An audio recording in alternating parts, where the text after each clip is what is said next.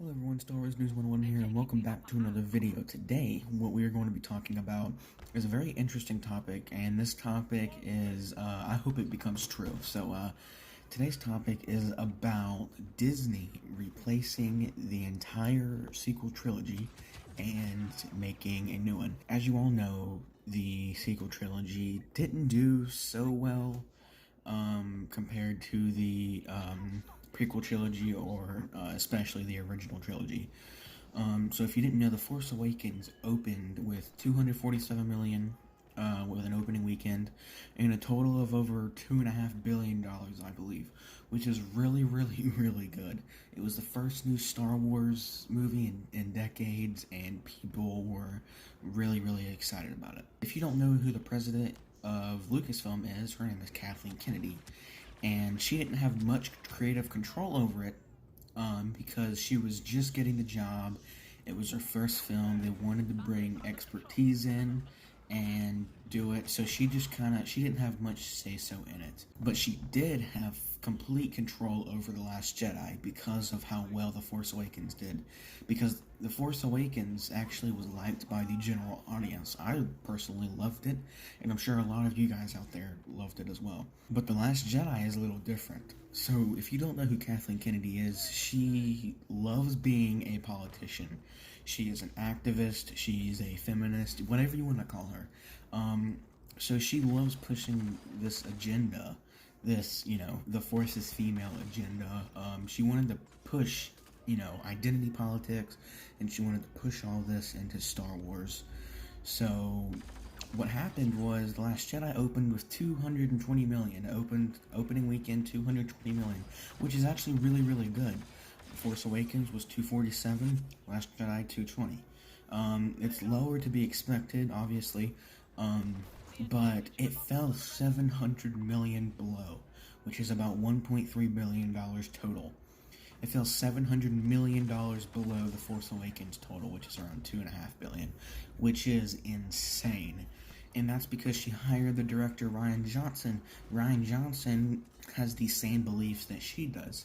Rian Johnson believes that what he did to The Last Jedi was right. Every true Star Wars fan hated The Last Jedi. Now, if you loved The Last Jedi, great, but most people didn't. And they didn't because, one, the story was pretty crap. Two, it was filled with just a bunch of political statements that no one wanted. And that brings us to The Rise of Skywalker, which barely passed over $1 billion because The Last Jedi ruined absolutely everything. Kathleen Kennedy lost her respect from Disney's Bob Iger, and everything went so far downhill from there. After The Force Awakens, we all kind of had this feeling that something bad was going to happen. So, if you guys know this channel, Geeks and Gamers, in an interview with Geeks and Gamers, screenwriter and director Cameron Pasha said that George Lucas and Jon Favreau both hated The Last Jedi, but they couldn't publicly tell people because they would, they would get in trouble. They were paid and they were told to love The Last Jedi, to try and push this agenda that everything about the movie was great. And if you look at top Hollywood reporters, the headlines, they said it was the best Star Wars movie in decades. But if you look at the general audience's score, that tells a completely different story. So why would Kathleen Kennedy do something like this? So first of all, Kathleen Kennedy is famous for working with Steven Spielberg and was helping him, which is the reason why some of his movies are so successful. So after all those movies were done and everything was settled, we got the announcement that the Obi-Wan series was officially confirmed and it was going to be coming to Disney Plus later in 2021. However, Kathleen Kennedy brought in writer Leslie Headland without getting the official approval from Disney, so she kind of brought her in secretly, but announced it and acted like everything was fine when everything really wasn't. Which is one of the reasons why the Obi-Wan series was delayed in the first place, is because she hired her and everything was being put aside so she can work on this all-female Star Wars series, which no one asked for. So you might be wondering to yourself, how could erasing the entire sequel trilogy work? How is this going to work?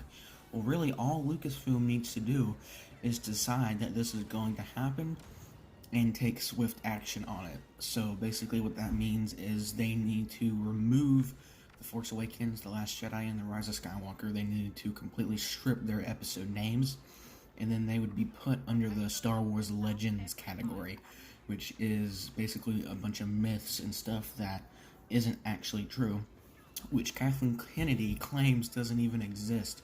She doesn't even acknowledge that Star Wars Legends exists. So the next question you might be asking yourself is, okay, well, how would this work? How would you restart the entire sequel trilogy? How would you get the entire cast together? How would you even write a story that's already been written? So firstly, it won't wipe away the films from Disney Plus or on DVD and Blu-rays. That cannot be reversed, obviously. So to reduce the audience's confusion, there needs to be a creative reason. A reason to bring back the sequel trilogy and act like the other one never happened.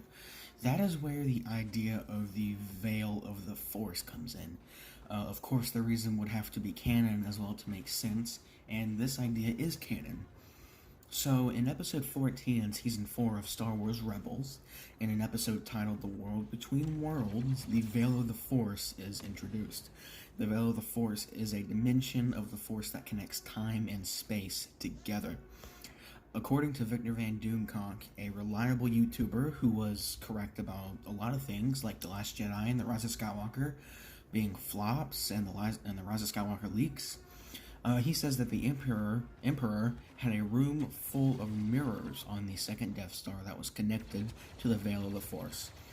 When Vader threw him off the ledge and down the shaft, as he fell, he transported himself to the world between worlds, thereby creating the timeline known as the sequel trilogy.